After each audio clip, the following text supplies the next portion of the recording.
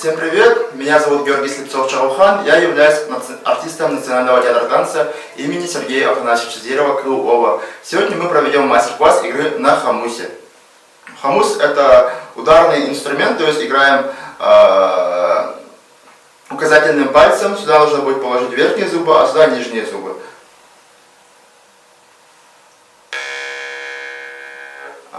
Самая главная ошибка начинающих игроков, то есть они кусают хамус. То есть не нужно кусать, а нужно просто подложить сюда зубы. Потом, вторая ошибка хамусистов, начинающих, они ложат вот так. Нужно палец вот так поставить и положить хамус. А затем, и третья ошибка, хамусисты, начинающие, обычно играют вот так. То есть так можно сломать язычок хамуса. А нужно просто касаться вот этой маленькой круглой штучки указательным пальцем. Так выходит первый звук. Дальше мы начинаем с самых легких звуков. Это буква О, А.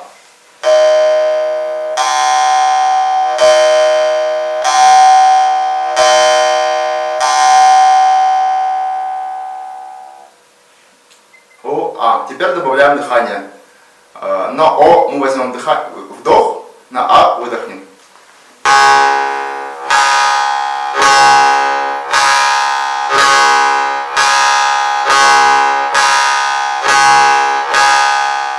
Теперь можно ускорить удар.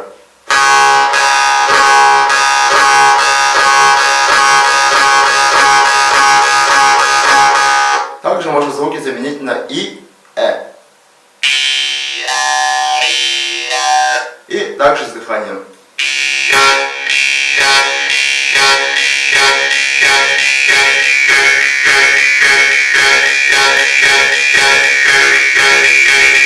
Также можно округлить звук.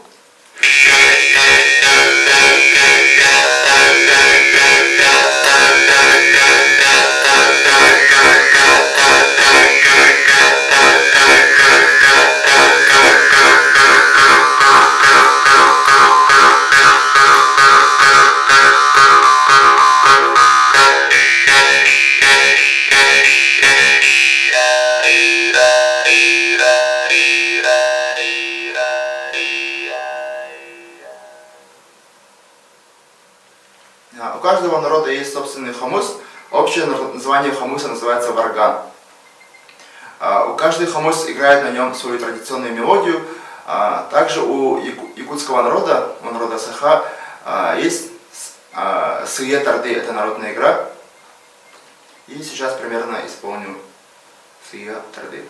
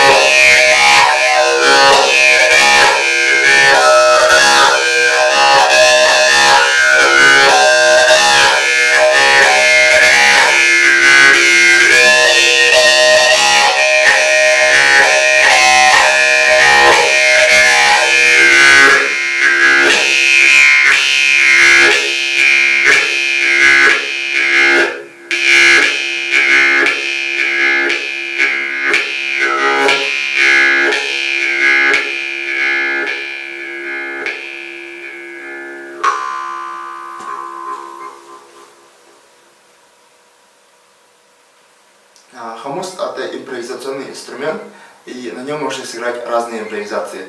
То есть я каждый раз создаю свои ритмы разные, или могу послушать какой-нибудь музыки, да, даже, можно сказать, рок-музыки, или в классической, ну, в разных направлениях и разных жанрах музыки можно слушать разные ритмы, и можно это сыграть, допустим, на хомусе. Даже на нем можно сыграть даже русскую народную песню «Малинка, малинка, калинка», да? И даже «Jingle Bells» можно сыграть, допустим.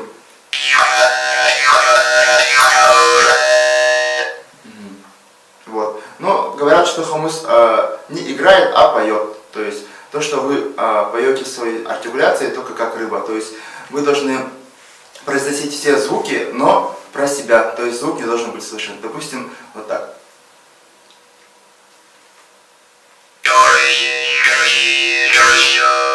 Добрый день, дорогие друзья. То есть через хомус это слышно. Вот. Для игры топот копыт нужно на язычок хомуса положить указательный палец.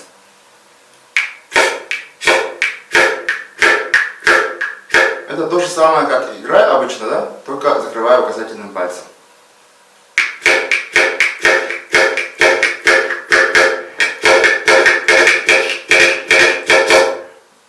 Также можно играть переменчиво, открывая, закрывая.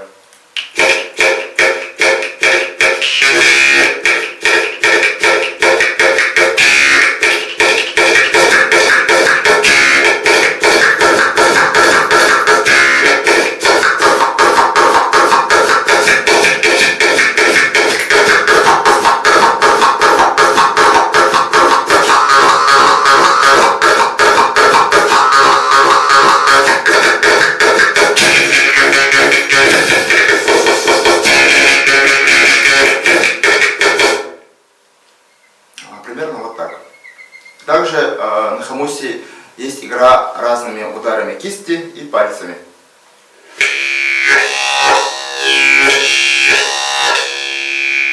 Самый легкий прием называется восьмерка. То есть это 3 удара, самый простой, классический удар на хомусе, и второй удар указательным пальцем направляем вперед. И обратно. Третий удар. То есть 3 удара. Первый, второй, третий. Можно играть звуками бе-бе.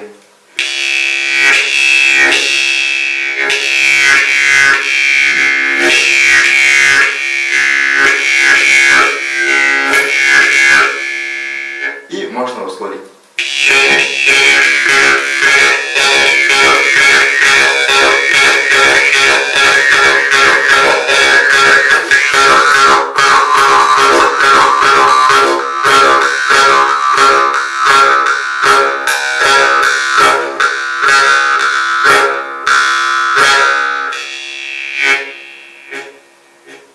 На хомусе можно играть так же, как и одному, также и в ансамбле. В 2011 году в Якутске состоялся рекорд Гиннеса. На нем сыграли на хомусе больше, чем 1000 человек одну мелодию асохай. Асохай можно играть по-разному, то есть самое легкое это просто поем асохай и играем.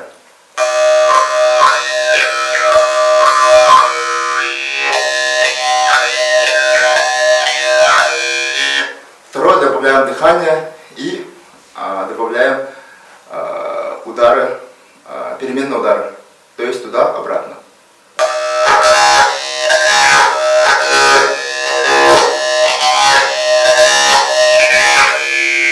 Также можно добавить разные удары.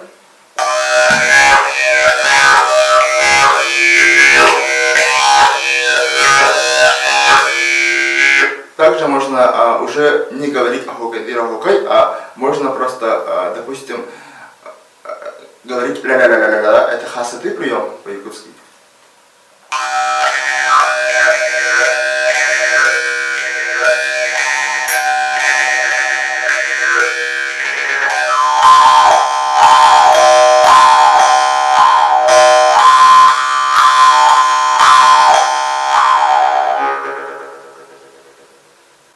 Я играю на хомусе разных кузнецов мира, но в основном это якутские мастера. Этот хомус авторский сделал для меня кузнец из Копяйского уса, Киринский Артем Алексеевич. Тут написано Чагаухан. Вот. Он сделал здесь в этом хомусе 3 мира. Это то есть нижний мир, это средний мир, это верхний мир. Этот хомус открываем вот так. Очень интересный дизайн.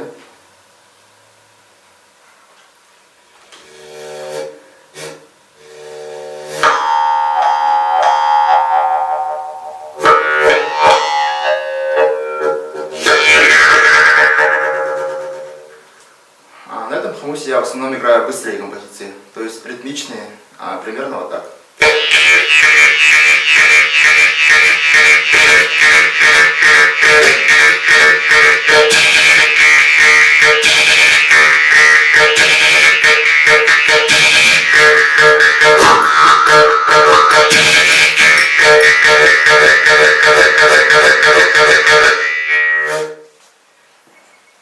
Также Артем Алексеевич сделал для меня вот такой вот хомус. Он называется двойной. То есть два хомуса соединили.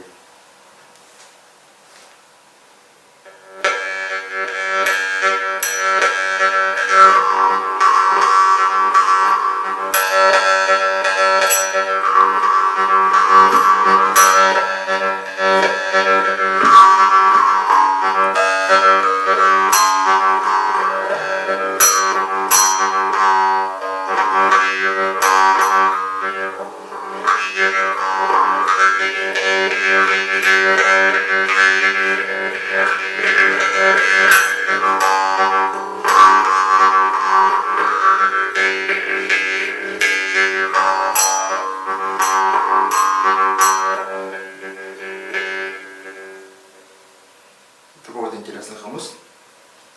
Дальше у меня есть хомус от Колодезникова Ивана из Велического Уса, село Хампа. Пока я на нем не играю, так как настройка немного сбилась, нужно будет у мастеров сделать ремонт. Да? То есть хомусы каждый раз ломаются, у меня, допустим, каждые 3 месяца, да, потому что я очень часто играю, а у некоторых людей хомусы держатся прям 15 лет и не ломаются. Но если вы передадите свой хомус мастерам, кузнецам, то они могут их отремонтировать. То есть не нужно их выбрасывать, а можно отремонтировать, и хомусы могут служить почти вечно. Следующий хомус называется коуся. Это из Китая. Когда я выступал в Китае, я купил вот такой вот хомус, коуся называется. У него есть 3 лепестка вместо язычков. Вот.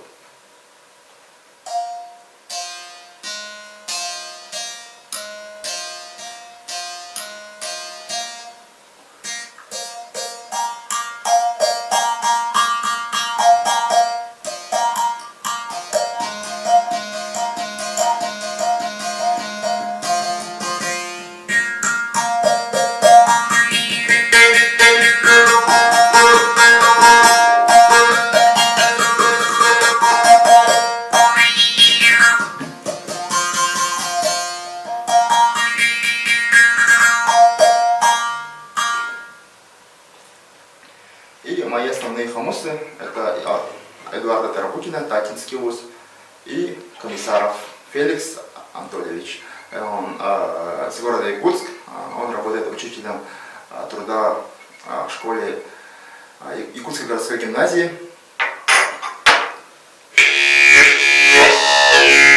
Это является моим основным хомусом, которым вот сейчас пользуюсь почти каждый день. У него очень объемный звук.